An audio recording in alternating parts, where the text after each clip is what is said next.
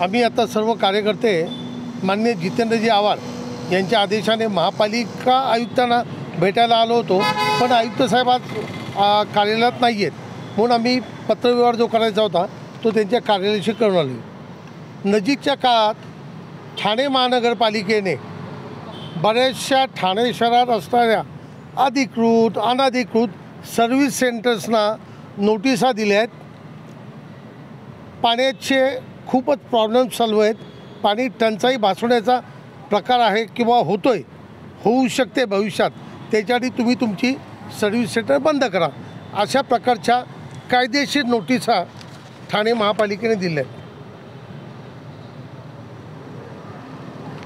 मग हा प्रकार असेल, हा नक्कीच ठाण्यातील जनतेसाठी एक म्हणजे हानिकारकच आहे, कारण पाणी ही माणसाच्या मानवी जीवनातली एक मोठी नीड आहे, आवश्यकता आहे। आणि जर खरोखर ही गोष्ट आयुक्तांच्या नजरेतच असेल, मग त्यांनी फक्त सर्व्हिस सेंटर्सला का टार्गेट केले? माझं आव्हान आहे आयुक्त साहेबांना, आयुक्त साहेब तुम्ही जर खरोखर हे ठाणे शहर चालवता किंवा ह्या ठाणे शहराचे वाली म्हणून काम करता किंवा ठाण्याच्या नागरिकांचे एक भविष्य म्हणून जर काम करताय, तर सर्वप्रथम ठाणे महानगरपालिकेत जी अनधिकृत बांधकामं चालू आहेत ती बंद करा। ती का चालू आहेत? त्याला काय कारण आहेत?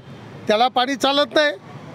आज बऱ्याचशा घोडबंदरला जा, 70-70, 50-50 माळ्याच्या बिल्डिंगींना तुम्ही परमिशन दिले आहेत, त्यांनाही कन्स्ट्रक्शनला पाणी लागतं।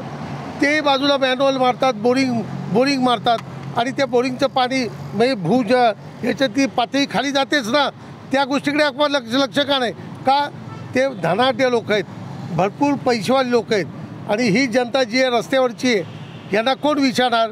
यांनी 2 महिने खाल्लं नाही खाल्लं, तुम्हाला काय फरक पडणार आहे? पण तुम्ही पैसेवाल्यांचीच बाजू घेणार, ही परिस्थिती आहे ठाणे महानगरपालिकेची। त्यामुळे आमची आयुक्तांना राष्ट्रवादी काँग्रेसतर्फे चेतावणी आहे, जर असा भेदभाव करून तुम्हाला जरी महापालिका चालवायची असेल, तर महापालिकेत घुसून आम्ही तुमच्या खुर्चीवर बसून आंदोलन करू, हे चालून देणार नाही। ही महापालिका ठाणेकर लोकांची आहे, ही तुमची नाही आहे। तुमची दादागिरी चालणार नाही। सकाळी उठणार याचा धंदा बंद करू, संध्याकाळी उठणार याचा धंदा बंद करू, हे चालणार नाही। कृपया महापालिका आयुक्तांनी हे जे काय चाललेलं आहे, कदाचित तुम्हाला माहिती नसेल, तुमच्या खालचे अधिकारी करत असतील आणि तुमच्या आदेशाचं पालन करत नसतील, तर कृपया हे थांबवा।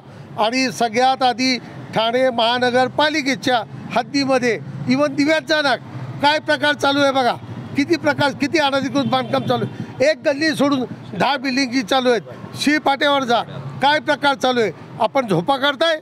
कुठे आहे महापालिका? तिथे तुम्हाला पाणी टंचाई जाणवत नाही? ह्या गोरगरिबांच्या बोरिंग बंद करून, सर्व्हिस बंद करून काय मिळणार आहे तुम्हाला? ठाणेकर लोकांना ज्या सुविधा पाहिजेत त्या तुम्ही दिल्याच पाहिजेत, पण त्यांचे पोटावर त्या गोरगरिबांच्या पोटावर आणि पाठीवर लाथा मारू नका।